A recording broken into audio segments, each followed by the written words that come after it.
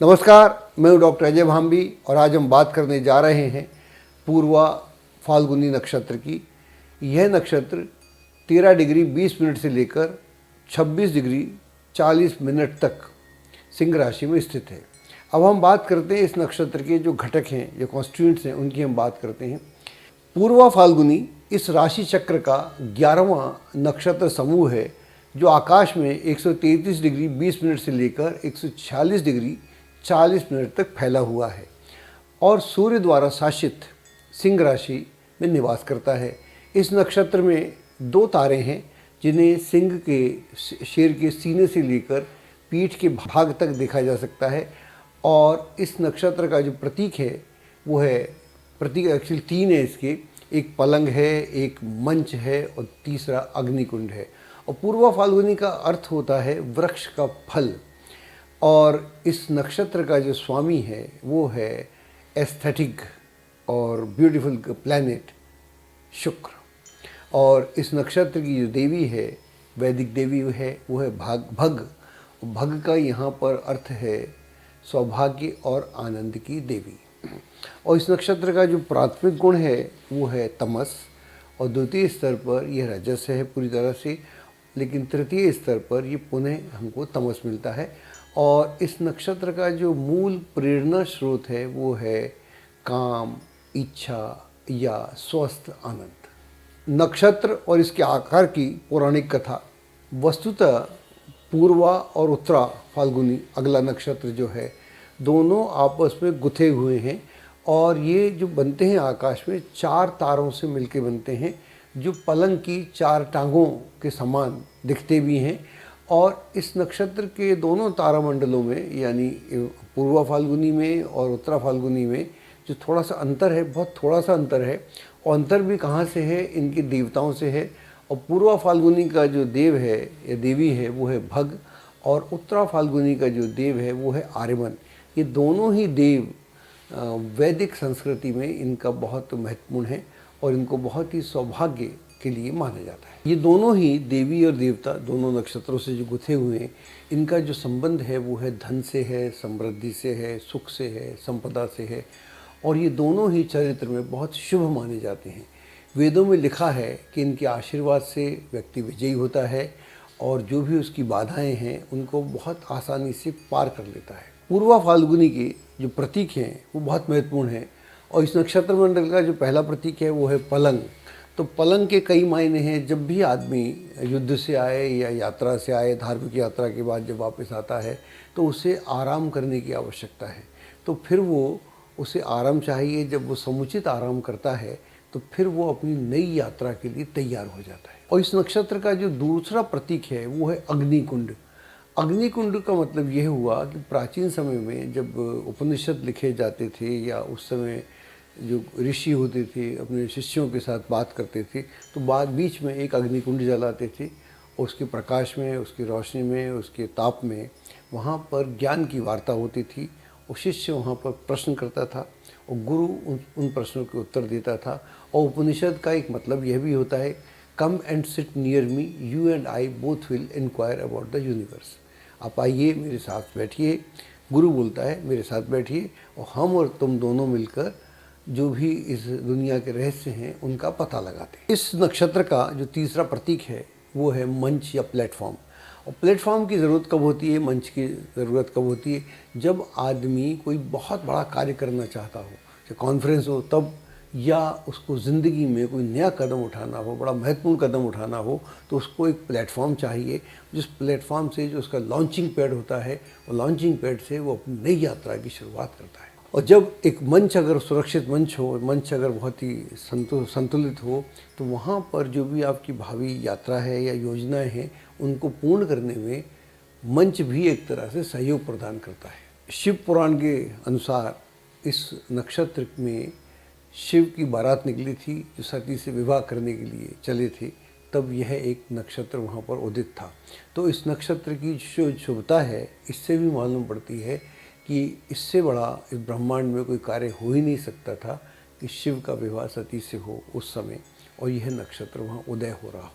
और इस नक्षत्र की एक और ख़ास बात है कि यह नक्षत्र भौतिक और आध्यात्मिक दोनों ही गतिविधियों में समान रूप से आपको सहयोग करता है। एक अन्य अर्थ में पूर्वा फाल्गुनी एक ऐसे परिवेश का निर्माण करता है जहाँ पर गतिशील ऊर्जा अपने को प्रकट करना चाहती है और आत्मा अपना जो उसका दैविक दायित्व है उसका निर्वहन करने के लिए बहुत तीव्रता के साथ अग्रसर होती है। और इस नक्षत्र की खास बात यह है कि यह आत्मा को एक ऐसा माहौल क्रिएट करता है, ऐसा वातावरण निर्माण करता है, ऐसा मंच तैयार रखता है, ऐसा परिवेश तैयार रखता है कि जहाँ पर वो अपने को पूरी तरह से प्रकट कर सके। इस नक्षत्र की जो प्रेरक शक्ति है वो है काम या इच्छा, और यहाँ पर व्यक्ति ऐन्द्रिक सुखों को भी महत्व देता है।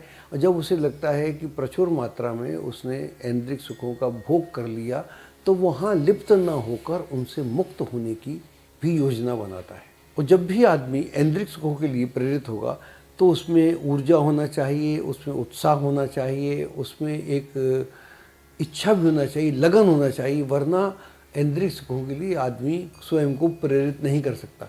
तो यह नक्षत्र जो है इस तरह का माहौल क्रिएट करता है। और शुक्र इस नक्षत्र का स्वामी है जो उसको बोलता है कि आप नियोजन भी करिए, मनोरंजन भी करिए, विलास भी करिए और जितने भौतिक सुख हैं उनका संपूर्ण आनंद लीजिए। जब आप उस आनंद से भर जाए आपका मन, तब वहाँ से बाहर निकलिए। इस नक्षत्र की देवी है भग, और जिसके जो दो अर्थ हैं, एक अर्थ है जो आनंद है, आनंद का है, और भग का जो दूसरा अर्थ है वो है स्त्री का प्रजनन अंग, जहाँ से उत्पत्ति प्रारंभ होती है। यानी जब आप यहाँ से आते हैं वो आपके लिए पूजनीय हो जाता है, इसलिए माँ पूजनीय हो जाती है। तो दोनों ही अर्थ हैं, एक सुख के लिए है, एक आपका जो बिलोंगिंग है, आप कहाँ से आते हैं, तो वहाँ आपके मन में एक आदर का भाव भी साथ में आता है। और जब इस तरह के भाव आदमी के मन में आते हैं तो उसका जो दिव्य स्वरूप है वो भी उसको कहीं ना कहीं दिखने लगता है। तो यहाँ से उसकी एक तरह से आध्यात्मिक यात्रा भी शुरू होती है। पहला प्रयोजन तो वो है ही कि संतान उत्पत्ति आपने की, अपने सुख समृद्धि में आप एक पूरा परिवार बसाया, आपने सब कुछ किया, लेकिन यहाँ अंत नहीं होता। इस नक्षत्र की खास बात है तो ये कहता है कि इसकी चूँकि देवी भग है वो इच्छा पूर्ति करती है। एक इच्छा तो इस जन्म में ऐन्द्रिक सुख की है, लेकिन दूसरी आध्यात्मिक है, उसकी ओर भी ये प्रेरित करती है। और आप सब जानते हैं कि हमारे यहाँ भग और लिंग की पूजा की जाती है, शिवलिंग की पूजा करते हैं, जो उसका स्थापना है वो भग के अंदर ही है। तो यहाँ पर उसका मतलब अलग हो जाता है, और जो शिव हैं वो आदिदेव हैं हमारे, तो मतलब एकदम डिफरेंट हो जाता है। इस दुनिया में आने का मतलब है कि आप जो भी आए हैं अपनी जिम्मेदारी को समझें, अपने संतानोत्पत्ति करें, सब कुछ हो, लेकिन उसके बाद में अपना विकास भी हो। एक तो दुनिया का विकास हो, एक आप दुनिया बसाएं, और फिर आपका जो आध्यात्मिक विकास है वो भी बड़ा इम्पॉर्टेंट है। अब हम बात करते हैं इस नक्षत्र के गुण और इसकी जो प्रेरक शक्ति है उसकी बात करते हैं। प्राथमिक स्तर पर यह जो है इसमें तमस है, वो हमको तमस मिलता है प्रचुर मात्रा में। लेकिन द्वितीय स्तर पर तमस का मतलब होता है कर्मण्यता, डलनेस, लेकिन द्वितीय स्तर पर रजस है। और इसकी जो देवी है प्रेरक शक्ति वो काम है। तो काम के लिए रजस का होना, फोर्स का होना अति आवश्यक है। तो उससे आगे बढ़ने का वहाँ अहम भी है, अहंकार भी है, अपने को सिद्ध भी करना है, और वासना भी वहाँ पूरी तरह से हावी रहती है। लेकिन उसकी जो तृतीय स्तर है वहाँ तमस है, और तमस का मतलब है फिर डलनेस। जब आप एक्शन वेल डलनेस में थे, फिर एक्शन में आए, फिर डलनेस में आए, तो यहाँ आदमी इतना थक जाता है, या इतना पूर्ण हो जाता है, कामांध भी हो जाता है एक समय के लिए। वहाँ से जब उसकी जो एनर्जी बिल्कुल डिप्लीटेड हो जाती है, वहाँ जब वो एकदम अपने आप को अलग से माहौल में पाता है, तो सडनली उसको रियलाइज़ होता है कि मैंने क्या किया। मैं भोग विलास के लिए नहीं आया था इस दुनिया में, मैं इसमें आकंठ डूब गया, लेकिन अब मुझे इस गर्त से बाहर निकलना है, और यहाँ से फिर उसके निकलने की यात्रा भी शुरू होती है। एक और बात जहाँ जोड़ना बहुत ज़रूरी है कि जब तक आप अपने नादिर को या बिल्कुल लोएस्ट पॉइंट को टच नहीं करते, तब तक आपके भीतर अपने आत्मिक या आध्यात्मिक उत्थान की गुंजाइश भी नहीं होती। आध्यात्मिक या आत्मिक जागरण के लिए ये बहुत आवश्यक है कि आप पूरी तरह से लिप्त हो जाएं, और जब पूरी तरह से लिप्त हो जाएं और वहाँ आपको लगे कि मैं किस गर्त से चला गया, मैं कहाँ से आया था, क्या मेरा एम था, और मैंने कहाँ अपने को बिल्कुल नीचे गिरा दिया, तो वहाँ से जो तमस है और तमस से जो एक नई ऊर्जा तैयार होती है वो होती है स्वयं से स्वयं को समझने की, आत्म साक्षात्कार होता है। वहाँ आदमी अपने को, व्यक्ति अपने को ठीक से दिखता है और फिर वहाँ उसको एक प्रकाश की गति की तरह एक नई चेतना उसके भीतर जागृत होती है और वहाँ से उसके एक विकास की यात्रा भी शुरू होती है। यहाँ जो कॉम्बिनेशन बनता है वो बनता है पूर्व फाल्गुनी, शुक्र और सूर्य।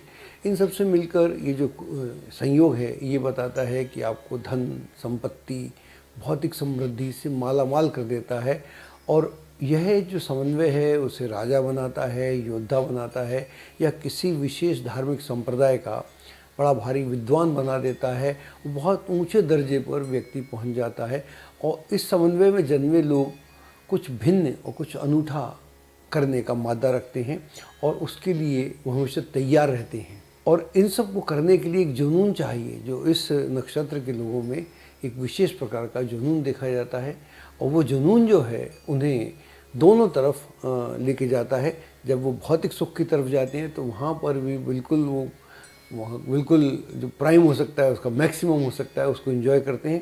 जो उस सुख से पूर्ण हो जाते तो उनको लगता है कि यह कार्य नहीं था मेरा, इस कार्य के लिए मैं इस दुनिया में नहीं आया था, मैं तो खुद को जानने आया था, समझने आया था, औरों को समझाने आया था। तो वहाँ से उसको जो उसके नुकसान है या नेगेटिविटी है वो समझ में आती है। तो वहाँ से अपने आप स्वतः अपना मार्ग बदल कर वो आध्यात्म की ओर चल देता है और उसके पास इतनी ताकत होती है, इतना फोर्स होता है।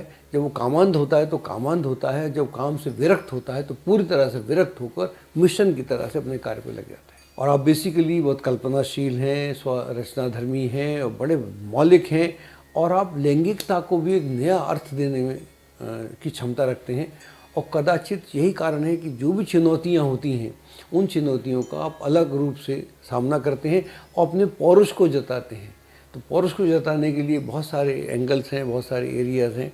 एक पौरुष आदमी बहुत एक अलग तरीके से जताता है, एक युद्ध के मैदान में जताता है। तो दोनों ही जगह पर जहाँ उसको अपनी लैंगिक शक्ति का प्रयोग करना हो तो उसके लिए एक अलग वातावरण निर्मित होता है। जहाँ उसे अपने पौरुष का अलग से इस्तेमाल करना हो, दुनिया को दिखाना हो, तो वहाँ दोनों ही स्तर पर वो विजयी होना चाहता है। वो अपने भीतर विजयी होना चाहता है, बाहर वो विजयी होना चाहता है। तो एक अलग सी यहाँ स्थिति क्रिएट करता है ये नक्षत्र। जितने भी नक्षत्र हैं ये मध्य में ऑलमोस्ट आ गए हैं, 11वां नक्षत्र है ये। और यहाँ पर एक अलग तरह की चेतना जागृत होती है।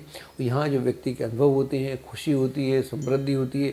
ऐसा कदापि नहीं है कि वो जो उसके सुख मिले उसका स्वयं इस्तेमाल करे। उस सुख को वो औरों के साथ बहुत दिल के साथ शेयर करना चाहता है। उसे बांटने में जो आनंद आता है वो उसे अपने आप उसको भोगने में आनंद नहीं आता। अब यहाँ पर कुछ कमज़ोरियाँ भी हैं। आपकी कमज़ोरियाँ उनको बता दें, ये सेक्स या नशीली दवाएं या शराब, अगर आप इसके गर्त में डूब जाएंगे तो फिर आप स्व केंद्रित हो जाएंगे। वहाँ पर आपकी चेतना बहुत लंबे समय तक जागृत नहीं होगी। और अगर आप इसके साथ कोई तांत्रिक या नेगेटिव गतिविधियों में, इस तरह के ब्लैक मैजिक वगैरह से जुड़ जाते हैं तो फिर यहाँ पतन की पूरी संभावनाएं क्रिएट हो जाती हैं। इस नक्षत्र की जो देवी है जिसकी हमने बात पहले भी की थी वो भग है। और भग के दो अर्थ हैं। जो भौतिक अर्थ है वो बड़ा सा छोटा सा अर्थ है, उसका जो आध्यात्मिक अर्थ है या वैदिक अर्थ है बड़ा गहरा है। वहाँ पर हम जहाँ से आते हैं उस सोर्स को जानना और फिर वहाँ उससे पहले कहाँ से आते हैं, तो एक बड़ी लंबी यात्रा है। तो स्वचिंतन यहाँ से प्रारंभ होता है। तो इस नक्षत्र की जो नेगेटिविटी है उससे आपको निसंदेह बचना चाहिए। हम आजकल नक्षत्रों की बात कर रहे हैं और हम बहुत जल्द नक्षत्र मेडिटेशन या नक्षत्र ध्यान प्रारंभ करने वाले हैं और कुछ लोग हमसे जुड़ना शुरू हुए हैं। हम चाहते हैं अगर आप भी इंटरेस्टेड हैं तो हमसे अवश्य जुड़ें। और हमारा जो प्लान रहेगा वो अलग तरह का है। जैसे मान लीजिए आज अगर आप पूर्व फाल्गुनी नक्षत्र है आकाश में और आपका भी नक्षत्र है, तो जिन लोगों का नक्षत्र है उनको हम उस दिन भी मेडिटेशन कराना चाहते हैं, नक्षत्र मेडिटेशन, ताकि आकाश की जो ऊर्जा है उस ऊर्जा से आपकी ऊर्जा कनेक्ट हो। और जिनका नहीं भी है वो भी इस नक्षत्र में किस तरह की चेतना उनकी जागृत होती है। तो हमारी बिल्कुल यूनिक और नई टेक्निक है और इस पर हमने काफ़ी सालों से काम कर रहे हैं, लगभग 20-25 वर्षों से। हमारी काफ़ी किताबें भी हैं, इंग्लिश में भी है, हिंदी में भी है, प्लेनेटरी मेडिटेशन के नाम से, और भी हमारे लेख हैं। और इन सबको बहुत जल्द हम लेके आ रहे हैं और हमें आपके सहयोग की पूरी उम्मीद भी है।